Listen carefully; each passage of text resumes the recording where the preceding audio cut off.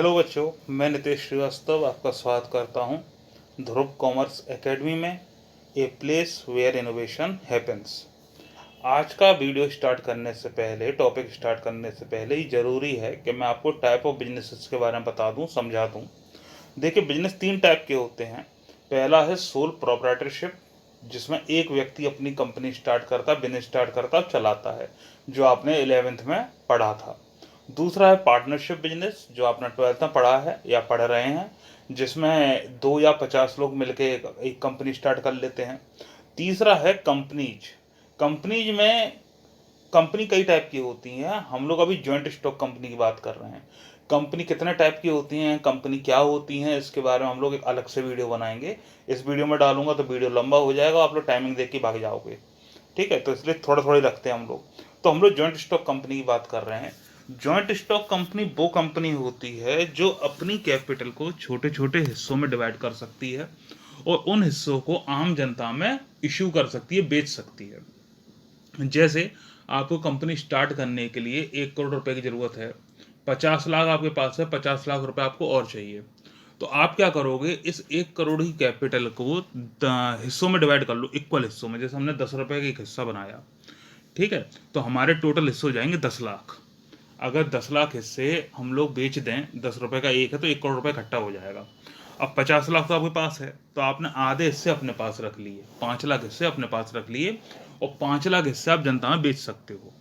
तो जब आप अपने कैपिटल के हिस्से जनता में बेचोगे 5 लाख, तो आपको 50 लाख रुपए मिल जाएगा। कंपनी स्टार्ट कर लो। जब कंपनी का प्रॉफिट होगा, मान लो कंपनी को 20 लाख का प्रॉफिट हुआ, आपके हिस्से थे 10 लाख, तो उस प्रॉफिट में नंबर ऑफ शेयर का डिवाइड दे दिया जाता है। तो एक शेयर पर कितना प्रॉफिट आ रहा है ये पता चल जाता है। जब 2 रुपये प्रॉफिट आ गया, तो जो प्रॉफिट का हिस्सा होता है उसको हम लोग डिविडेंड कहते हैं, लाभांश, लाभ का हिस्सा। अब क्या होगा, आपके पास थे 5 लाख, 5 लाख हिस्से, तो 2 रुपये के साथ 10 लाख रुपए आपको मिल जाएगा। 5 लाख आपने जनता में इशू किए थे, तो जनता में रुपए जिसके जितने शेयर होंगे उतना उनको प्रॉफिट में हिस्सा मिल जाएगा। तो ये होती है जॉइंट स्टॉक कंपनी। अब जो हम चैप्टर स्टार्ट करने जा रहे हैं इस वीडियो के थ्रू, वो accounting for companies, CBSE board 12th का चैप्टर, और कॉर्पोरेट अकाउंटिंग का चैप्टर नंबर 1 है, जिसका नाम है issue, for future and re issue of share. इस चैप्टर में हम लोग इन 3 प्रॉब्लम पर फोकस करेंगे। शेयरों को इशू कैसे कर सकते हैं, उनका फॉर फ्यूचर क्या होता है, री इशू क्या होता है। ये पार्ट 1 है। इस वीडियो में हम लोग ना शेयर का क्या मतलब होता है, शेयर कितने प्रकार के होते हैं, शेयर कैसे इशू किए जाते हैं, एंट्रियां क्या होती हैं, वो इस वीडियो में सीखेंगे। तो चलिए देर ना करते हुए स्टार्ट करते हैं। शेयर, तो शेयर क्या होता है, जैसा मैंने अभी बताया, शेयर का लिटरल मीनिंग यानी इसका जो शाब्दिक अर्थ है वो है हिस्सा। अब इसको डिटेल में समझते हैं। The total capital of a company is divided into units of small denominations. जैसा भी मैंने आपको समझाया पीछे कि हमारी 1 करोड़ की कैपिटल है, हम 10 रुपए के हिस्सा बांट रहे हैं, तो अपने 10 लाख हिस्से हो जाएंगे। तो वही बोल रहा है कि कंपनी की जो टोटल कैपिटल होती है उसको एक डेनोमिनेशन में बांटा जाता है, इक्वल डेनोमिनेशन में, छोटे छोटे हिस्सों में। Every such small denomination is known as share. ऐसा हर एक हिस्सा शेयर कहलाया जाता है। अब शेयर कितने टाइप के होते हैं, kinds of share. Under section 43 of company act 2013 एक कंपनी में issued 2 types of share. Share 2 तरीके के होते हैं। पहला है प्रेफरेंस शेयर। प्रेफरेंस को हिंदी में बोलते हैं पूर्वाधिकार। इसका संधि विच्छेद कर दो, पूर्व अधिकार। इनको पहले से अधिकार है, अधिकार मतलब राइट है, किस बात का अभी बताएंगे। दूसरा है इक्विटी शेयर। ये 2 तरीके के शेयर हम इशू कर सकते हैं। तो पहले समझ लेते हैं प्रेफरेंस शेयर क्या होता है। प्रेफरेंस शेयर, दीज आर दो share which carry the following 2 rights. ये वो शेयर हैं जो ये निम्न 2 अधिकार रखते हैं। पहला, they have a right to receive a dividend at a fix rate before any dividend is paid on the equity share. अभी मैंने आपको पीछे समझाया था डिविडेंड क्या होता है। डिविडेंड होता है पोर्शन ऑफ प्रॉफिट, लाभ का हिस्सा। तो इनको ये अधिकार प्राप्त है कि इक्विटी को डिविडेंड मिलने से पहले, यानी इक्विटी व शेयर को लाभ का हिस्सा मिलने से पहले, इनको एक निश्चित परसेंटेज से लाभ में हिस्सा दिया जाएगा। दूसरा राइट है when the company bound up, जब कंपनी बंद होगी, they have a right to the return of capital before that of equity share. तो इनको इक्विटी से पहले अपनी कैपिटल वापस प्राप्त करने का अधिकार होगा। ये इनको 2 अधिकार प्राप्त होते हैं। अब प्रेफरेंस शेयर 8 तरीके के होते हैं बच्चों। तो देखो types of preference share, 8 type मैं समझा दे रहा हूँ, डिटेल में लिखा नहीं रहा हूँ, जितनी ज़रूरत है उतना समझाऊंगा। आप लोग ये नोट करते चलो और ये वीडियो सुनते रहो, 5 बार सुनोगे याद हो जाएगा आपको। पहला है cumulative preference share. They have a right to claim arrear of dividend, इनको एरियर डिविडेंड क्लेम करने का अधिकार होता है। अब एरियर डिविडेंड क्या चीज़ है बच्चों? जैसा मान लो इस साल आपको सफिशिएंट प्रॉफिट नहीं हुआ और आप लाभ में हिस्सा नहीं बांट रहे हो, अगले साल भी नहीं हुआ, आपने लाभ में हिस्सा नहीं बांटा, तीसरे साल आपको प्रॉफिट हुआ और आप प्रॉफिट में हिस्सा बांट रहे हो, डिविडेंड बांट रहे हो, तो अगर प्रेफरेंस शेयर कम्युलेटिव टाइप का है तो वो बोलेगा कि भैया मुझे इस साल का भी दो, पिछले 2 साल का भी दो। आपने पिछले 2 साल डिविडेंड बांटा नहीं था, तो अगर कोई डिविडेंड नहीं बटा किसी साल तो ये उस डिविडेंड पर क्लेम करेगा, ठीक है, और इनको देना पड़ेगा। दूसरा है non cumulative preference share, easily समझ लोगे, कम्युलेटिव का अपोजिट, इनको एरियर डिविडेंड क्लेम करने का अधिकार नहीं होता। तीसरा है पार्टिसिपेटिंग प्रेफरेंस शेयर, ये क्या होता है? जैसे इनको अधिकार है सरप्लस प्रॉफिट में भी हिस्सा मांगने का, यानी जैसे आपको 10 लाख का प्रॉफिट हुआ और आप 7 लाख रुपए डिविडेंड के रूप में बांट दे रहे हो, इक्विटी को भी दे रहे हो, प्रेफरेंस को भी दे रहे हो, तो जो 3 लाख रुपए प्रॉफिट बच गया ये उसमें भी अपना हिस्सा मांगेगा। नॉन पार्टिसिपेटिंग, इनको सरप्लस प्रॉफिट में हिस्सा मांगने का अधिकार नहीं होता। फिर है redeemable preference share. Redeemable, redemption मतलब होता है रीपेमेंट कर देना। तो रिडीमेबल प्रेफरेंस शेयर वो प्रेफरेंस शेयर होते हैं जिनको एक निश्चित समय के बाद उनकी कैपिटल के रुपए वापस कर दिया जाता है। इरेडीमेबल प्रेफरेंस शेयर, इनको कंपनी के जीवन काल में वापस नहीं किया जाता, जब कंपनी बंद होती है तभी इनको रुपया लौटाया जाता है। कन्वर्टेबल प्रेफरेंस शेयर, कन्वर्टेबल वो होते हैं जो इक्विटी में कन्वर्ट हो जाते हैं, और नॉन कन्वर्टेबल कन्वर्ट नहीं होते। ये 8 टाइप के प्रेफरेंस शेयर होते हैं। डिटेल में आपको लिखा ही नहीं है, बस इनको पॉइंट को लिख लो और 5 बार सुन लो, आप सब याद हो जाएगा आपको। चलिए आगे बढ़ते हैं। अब शेयर कैपिटल समझ लेते हैं कि शेयर कैपिटल के कितने हिस्से होते हैं, शेयर कैपिटल किस चीज को कहते हैं। Share capital means the capital raised bye A company by the issue of share. Share capital का मतलब क्या है? शेयर कैपिटल वो कैपिटल है जो कंपनी ने शेयरों को इश्यू करके प्राप्त की है, अर्जित की है। अब kinds of share capital, share capital को कितने हिस्सों में डिवाइड करते हैं। पहला है ऑथराइज्ड कैपिटल। ऑथराइज्ड कैपिटल का मतलब होता है बच्चों वो कैपिटल जिस कैपिटल से आपकी कंपनी रजिस्टर्ड हुई है, उसको हम बोलते हैं ऑथराइज्ड कैपिटल। दूसरा है इश्यूड कैपिटल। ऑथराइज्ड कैपिटल का वो हिस्सा जो जनता में आपने इशू किया है उसको बोलते हैं इश्यूड कैपिटल। यानी ये जरूरी नहीं होता कि आपकी जितनी ऑथराइज्ड कैपिटल है आप पूरी जनता में इशू कर दो, अभी जितनी जरूरत है अभी उतनी करो, फिर जब जरूरत हो फिर और कर देना। जैसे आपने मान लो अपनी कंपनी रजिस्ट्रेशन कराया है 2 लाख के शेयरों से, 100 रुपये का एक है, 2 लाख शेयर हैं, तो आपके मान लो 2 करोड़ की कैपिटल हो गई। अभी आपको जरूरत है मात्र 1 करोड़ की, तो आप क्या करोगे? सिर्फ 1 लाख हिस्से जनता में इशू करोगे। तो जितनी कैपिटल से कंपनी रजिस्टर्ड होती है उसको बोलते हैं ऑथराइज्ड कैपिटल, और उस कैपिटल का जो हिस्सा जनता में इशू कर दिया जाता है उसको बोलते हैं इशूड कैपिटल। फिर है सब्सक्राइब्ड कैपिटल। सब्सक्राइब कैपिटल का मतलब है इशूड कैपिटल का वो हिस्सा जो आम जनता ने खरीद लिया है, ले लिया है। अब इशूड कैपिटल को हम 2 भागों में डिवाइड कर देते हैं, subscribe and fully paid up. Subscribe fully paid up मतलब क्या है? सॉरी, सब्सक्राइब कैपिटल बता, हाँ सब्सक्राइब बता दिया ना, जो जनता ले लेती है। Subscribe and fully paid up, यानी इसका मतलब है कि शेयर जितने रुपए का था हमने पूरा रुपया मांग लिया, जनता ने पूरा रुपया दे दिया। जैसे 10 रुपये का शेयर है तो कंपनी क्या करती है, इस 10 रुपये को टुकड़ों में मांगती है, किस्तों में मांगती है, इंस्टॉलमेंट में मांगती है। तो आपने पूरी इंस्टॉलमेंट मांग ली और जनता ने पूरी चुका दी है। दूसरा है subscribe but not fully paid up. इसमें 2 कंडीशन में शेयर जाएंगे इस हेडिंग में। पहला कि आपने पूरा रुपया भी मांगा ही नहीं है, 10 रुपये का शेयर है, अभी 7 रुपये तक ही मांगा है, या आपने रुपया मांगा और व्यक्ति ने दिया नहीं है, किसी बंदे ने चुकाया नहीं है, तो वो subscribe but not fully paid up में जाएगा। ये आपके शेयर कैपिटल के टाइप काइंड हो गए कि कितने तरीके की शेयर कैपिटल को हम हेडिंग में डिवाइड कर सकते हैं। चलिए आगे बढ़ते हैं। अब इश्यू ऑफ शेयर, यानी कंपनी शेयरों को किस किस चीज के लिए इशू कर सकती है। शेयर में be issued in any of the following veg. तीन चीजों के लिए शेयर इशू किए जा सकते हैं 3 तरीके से। पहला है फॉर कैश, रुपए के लिए, by private placement of share. अब ये प्राइवेट प्लेसमेंट क्या है ये अभी समझाऊंगा मैं। फिर फॉर कैश, ये भी रुपए के लिए है। By public subscription of share, ये तो आपको बताया था कि आप जनता में शेयर इशू कर देते हो। और तीसरा है for consideration other than cash, यानी रुपए के लिए आप शेयर इशू नहीं कर रहे हो, किसी और असेट्स के लिए शेयर इशू कर रहे हो। अब चलो पहले डिटेल में समझते हैं प्राइवेट प्लेसमेंट ऑफ शेयर क्या होता है। देखो बच्चों, समझो अच्छी तरह। समटाइम्स द प्रमोटर्स, ये प्रमोटर से बेटा स्पेलिंग गलत हो गई है, the promoters of a public company are confident of raising capital through private source and contacts। Promoter वो व्यक्ति होता है जो कंपनी बनाता है, कंपनी का मालिक, जो कंपनी के बारे में सोचता है वो कंपनी बनाता है, प्रमोटर होता है। तो कभी कभी कंपनी के जो प्रमोटर होते हैं वो कॉन्फिडेंट होते हैं कि वो अपने प्राइवेट कॉन्टैक्ट को शेयर इशू करके रुपए इकट्ठा कर सकते हैं और शेयर बेच सकते हैं। In such a case company does not invite the public to subscribe for it share. तो इस केस में क्या होता है, वो आम जनता में शेयर इशू करते नहीं हैं, but makes private placement of share to promoters, their friend, relatives, mutual fund etcetera. तो अपने दोस्तों को, अपने रिश्तेदारों को, म्यूचुअल फंड एजेंसियां होती हैं, बड़े बड़े इंस्टीट्यूट होते हैं, उनको सीधे शेयर दे देते हैं। ठीक है, तो जनता में इशू नहीं कर रहे हैं, अपनी जान पहचान वालों को दे दे रहे हैं, तो उसको बोलेंगे प्राइवेट प्लेसमेंट ऑफ शेयर।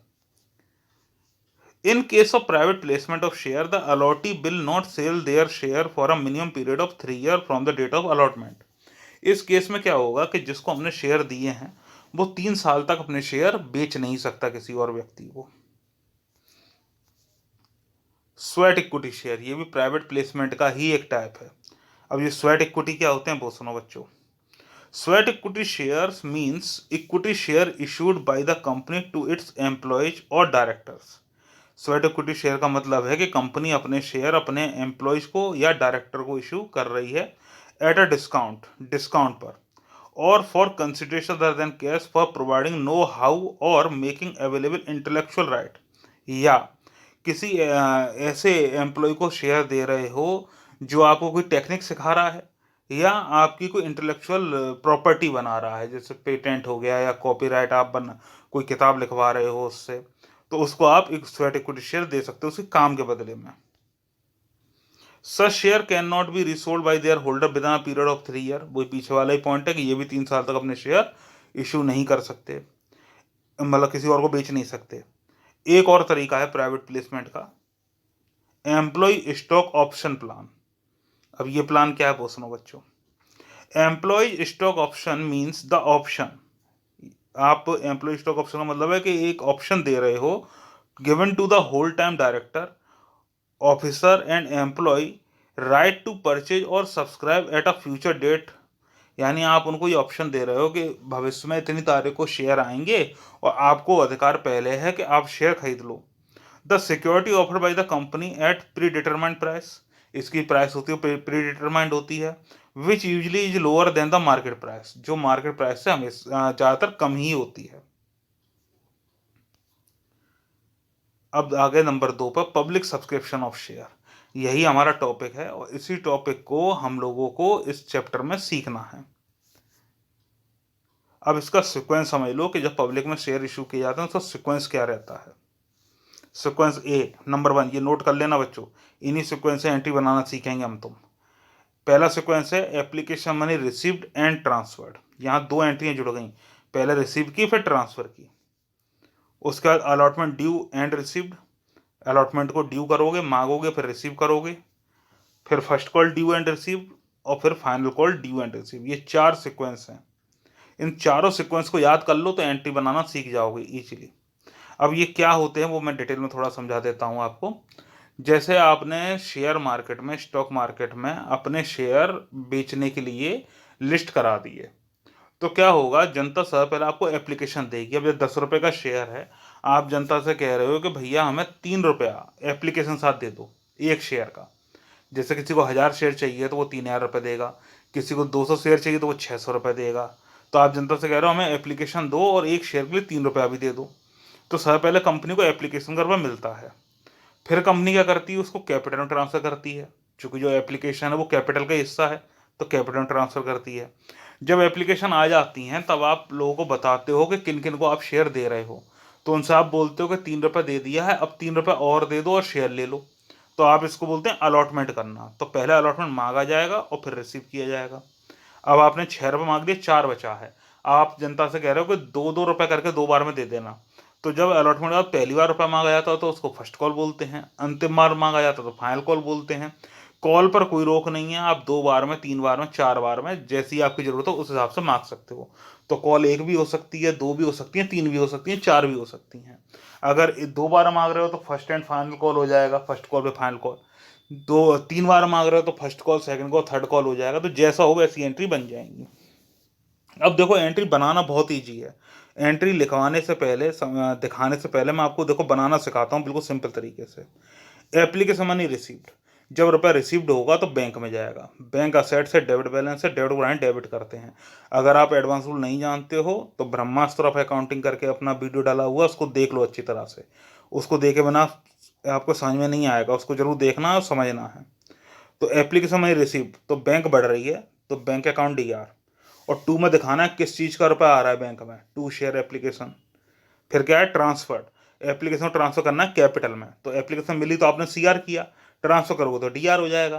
तो दूसरी एंट्री बनेगी share application account DR to share capital account. हो गई। अब due receive, due receive, due receive चल रहा है। तो देखो, ड्यू करना हो जब भी, तो जिस चीज को ड्यू करना उसको DR कर दो और टू शेयर कैपिटल लिख दो। अच्छी तरह समझना। जैसे अलॉटमेंट ड्यू करना है तो share allotment DR to share capital. First call due करना है तो share first call account DR to share capital. Final call due करना है तो share final call account DR to share capital. जो होगी ड्यू की एंट्री। अब रिसीव की सुन लो, इजीली है बनाना। जैसे एप्लीकेशन रिसीव की थी, सेम वही एंट्री यहाँ है। एप्लीकेशन रिसीव की तो क्या एंट्री की, bank account DR to share application. अब मैं बोल रहा हूँ अलॉटमेंट रिसीव कर लो, तो bank DR to share allotment.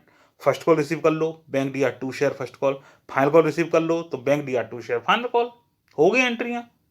Sequence याद कर लो, एंट्री बनाना सीख लो, हो गई सारी। लेकिन फिर भी चलो एंट्री नोट करा देते हैं आपको। एंट्रीज 8 एंट्रियां बनेंगी, 4 सीक्वेंस, हर सीक्वेंस की 2 एंट्री, तो 8 एंट्री हो गई। पहली एंट्री देखो, व्हेन एप्लीकेशन मनी रिसीव्ड, अभी समझाया। Bank account DR to share application account. अब डिटेल में नहीं समझा रहा हूँ, वो पीछे समझा चुका हूँ, लिख लो बस आप लोग।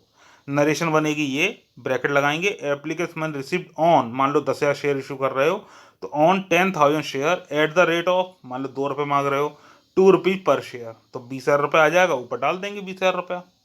ये पहली एंट्री हो गई। वीडियो पॉज करके एंट्री लिखते चलना साथ साथ में। दूसरी है व्हेन एप्लीकेशन मनी ट्रांसफर, ये पहला सीक्वेंस पूरा हो रहा है। तो मैंने क्या बताया था, application DR to share capital, वही एंट्री है, share application account DR to share capital. Narration बन जाएगी application money transfer to share capital account. ये पहले सीक्वेंस की हो गई। अब दूसरा सीक्वेंस मेरे साथ मन में दोहराओ, अलॉटमेंट ड्यू एंड रिसीव्ड। तो देखो एंट्री, जब अलॉटमेंट ड्यू करोगे, share allotment account DR to share capital. मैंने क्या बोला था, जो चीज मांगी जा रही हो उसको DR कर दो, टू शेयर कैपिटल लिख दो। नरेशन हो गई यही, बीइंग अलॉटमेंट ड्यू ऑन, कितने शेयर हो, कितने रुपए ड्यू कर रहे हो। ड्यू करने और रिसीव, रिसीव करोगे तो बैंक में रुपए जाएगा, तो bank account DR to share allotment account. Narration वही, अलॉटमेंट मनी रिसीव। अब मेरे साथ फिर दोहरा लो बच्चों। फर्स्ट कॉल अब क्या होगा, तीसरा सेकंड, तो first call due and receive. तो जैसे अलॉटमेंट ड्यू की क्या की, allotment DR to share capital. First call due की क्या होगी, share first call DR to share capital. देखो, when first call amount due, share first call account DR to share capital. Narration वैसे ही बन जाएगी, फर्स्ट कॉल मैंने due on 10,000 share at the rate of, जितना रुपये मांग रहे हो। ड्यू के बाद receive, bank account DR to share first call account. Narration होगी फर्स्ट कॉल मनी रिसीव्ड। ऐसे फाइनल कॉल ड्यू और रिसीव कर लो। फाइनल कॉल अमाउंट ड्यू की क्या एंट्री होगी, share final call account DR to share capital account, same सी एंट्रियां सारी। नरेशन होगी फाइनल कॉल मनी ड्यू। अब इसको रिसीव कर लो, bank account DR to share final call account, final call money received. ये 8 एंट्रियां हो गई बच्चों। इन्हीं 8 एंट्रियों से सारे सवाल होंगे। सारी एंट्रियां नोट कर लो, वीडियो पॉज कर करके नोट कर लो, नोट्स बना लो इसके। अब थोड़ा सा और इस चैप्टर में आपको भी थ्योरी थोड़ी समझा देता हूँ। Shares can be issued to the public, public में शेयर कैसे इशूड किए जा सकते हैं, एट पार। पहला तरीका है एट पार। एट पार का मतलब क्या होता है, when a company issue share at face value. Face value ये 10 रुपये का शेयर है, 10 का है, 10 में ही बेच रहे हो तो उसको बोलेंगे एट पार, जितने का उतने का ही बेचा। दूसरा at premium, when a company issue share at a price which is above its face value, it is said to be issued at a premium. 10 रुपये का शेयर है, 12 का बेच दिया तो 2 रुपये महंगा बेच रहे हो, तो जो एक्स्ट्रा 2 रुपये आप मांग रहे हो उसको बोलते हैं प्रीमियम, तो शेयर प्रीमियम पर इशू करना। तीसरा है एट डिस्काउंट। क्या बोल रहा है जरा सुन लो, ये पॉइंट लिख लेना। As per section 53 of company act 2013, companies would no longer be permitted to issue share at a discount. यानी अब 2013 के बाद से कंपनी अपने शेयर डिस्काउंट पे इशू नहीं कर सकती, यानी सस्ते पे इशू नहीं कर सकती। The only share that could be issued at a discount are sweat equity. अभी पीछे समझाया था, स्वेट इक्विटी शेयर इशू कर सकती है। ठीक है, ये भी नोट कर लो बच्चों, वीडियो रोक के नोट कर लो। अब इस चैप्टर में कौन कौन से टॉपिक हैं, ओ सॉरी एक और आ गया, प्रिलिमिनरी एक्सपेंसेस। ये क्या होता है? Expenses include on the formation of a company are termed as preliminary expenses. Company बनाते समय जो भी खर्चे होते हैं रजिस्ट्रेशन कराने में, उनको प्रिलिमिनरी एक्सपेंसेस बोलते हैं। इनके बारे का रूल क्या है जरा सुन लो।